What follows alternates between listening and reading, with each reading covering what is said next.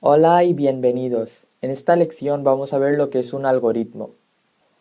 El algoritmo es una herramienta muy útil a todos los programadores. Por lo general, creamos los algoritmos antes de programar, es decir, antes de que nosotros metamos en cualquier lenguaje de programación, pensamos cuáles son los pasos que debemos seguir para solucionar el problema, así creando un algoritmo. Bueno, pues un algoritmo es una serie de pasos o instrucciones finitas y ordenadas que sirven para dar solución al problema. Un algoritmo, tal y como un programa, debe tener un inicio y fin. Al algoritmo lo podemos definir en dos tipos, cualitativo y cuantitativo. Vale, pues vamos a ver el primero, el cualitativo. Es aquello en el que no intervienen cálculos numéricos. En ellos se describen o se resuelven problemas de la vida cotidiana y están enmarcadas en tres estructuras: la secuencia de acciones, la decisión de acciones y el ciclo de acciones. Veamos los tres uno por uno.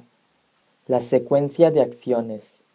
Quiere decir que hay que seguir una secuencia y orden en la ejecución de esas acciones, colocando una nueva orden o una nueva acción después de la última hasta llegar al fin del programa. Vamos a ver un ejemplo para que entendáis mejor.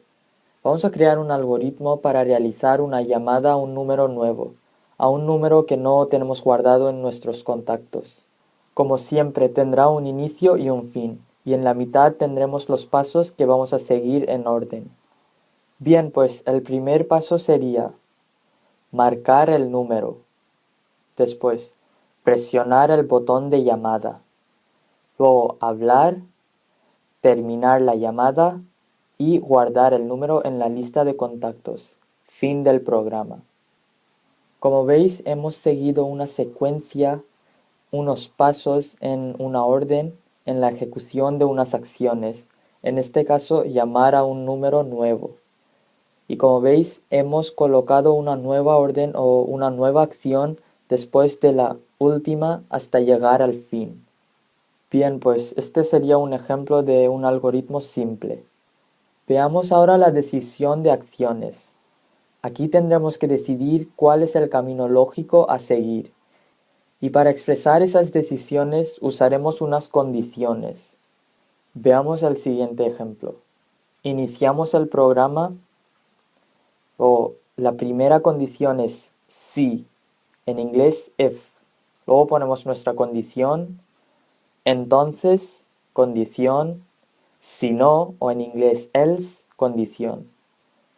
Vamos a ver el mismo ejemplo que hemos visto antes, pero aplicando esas condiciones. Bien, pues como siempre el programa tendrá un inicio y un fin. Primero marcaríamos el número. Si se escuchan varios tonos o el número está ocupado, entonces colgar. Bien, aquí hemos usado una condición. Si se escuchan varios tonos, entonces colgamos la llamada. Sigamos. Si no, hablar, terminar la llamada, guardar el número, fin del programa. Como veis, aquí hemos usado esta condición, en la que si el número está ocupado, no seguimos los demás pasos y colgamos la llamada. Bien, en programación, cuando estamos programando en cualquier lenguaje, las palabras o esas condiciones las usamos en inglés, que es if y else. Por eso aprendéroslo de memoria. Veamos la siguiente estructura. El ciclo de acciones. Son estructuras que nos permiten repetir las acciones X veces. Y los expresamos con las palabras como mientras hasta, do while. Repetir hasta, repeat while. Veamos ahora el mismo ejemplo pero con estas condiciones. Iniciamos el programa, marcamos el número, mientras se escuchan varios tonos o el número está ocupado, entonces repetir. Vale, aquí lo que estamos haciendo es, cuando llamamos y el número está ocupado, repetimos, es decir, Desde aquí el programa volvería al paso 1 y marcaría otra vez el número. Sigamos.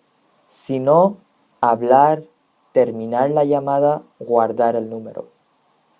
Bien, pues estas serían las tres estructuras del algoritmo cualitativo.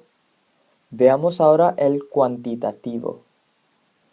Es aquello en el que sí intervienen cálculos numéricos. Estos algoritmos también tienen tres partes esenciales: la entrada, el proceso y la salida. Veamos las tres en detalles. La entrada. Aquí introducimos los datos en la máquina. El proceso. Aquí indicamos lo que queremos hacer, las operaciones que la máquina realizará. Y la salida. Aquí se muestran los resultados de las operaciones que la máquina hizo anteriormente. Bien, pues vamos a ver un ejemplo. Vamos a hacer una simple suma de tres números. En la entrada pondríamos leer tres números, n1, n2 y n3. El término leer significa obtener un dato de algún dispositivo de entrada, como por ejemplo el teclado. Es lo que nosotros introducimos mediante el teclado en el ordenador. En este caso, los tres números que queremos sumar. El proceso. Aquí le decimos al ordenador lo que tiene que hacer: sumar, dividir, restar, etc. En este caso, entonces, aquí le diremos al ordenador, le indicaremos lo que tiene que hacer: sumar tres números, n1 más n2 más n3. Y aquí es donde el ordenador realizará las operaciones. Y por último, la salida es cuando el ordenador, al ya haber realizado las operaciones, nos muestra el resultado. Entonces aquí, en este ejemplo, nos mostrará el resultado de la suma de los tres números. Bien, pues si recordáis, el ejemplo que vimos de variables en Java era un ejemplo de algoritmo cuantitativo, ya que eran operaciones matemáticas donde introducimos unos valores iniciales y el programa resolvió esas operaciones del modo jerárquico y al acabar nos mostró resultados. Vale, pues os voy a hacer un resumen rapidito. Al algoritmo lo podemos dividir en dos tipos: el cualitativo y el cuantitativo. El cualitativo es en el que no intervienen cálculos numéricos y el cuantitativo es en el que sí intervienen cálculos numéricos. Los dos tipos están divididos en tres estructuras. Las estructuras del cualitativo son la secuencia, la decisión y el ciclo de acciones. Y las del cuantitativo son la entrada, el proceso y la salida. Bien, pues aquí acabamos esta lección y en la siguiente lección vamos a ver el pseudocódigo y el diagrama de flujos. Y después haremos una práctica de todo.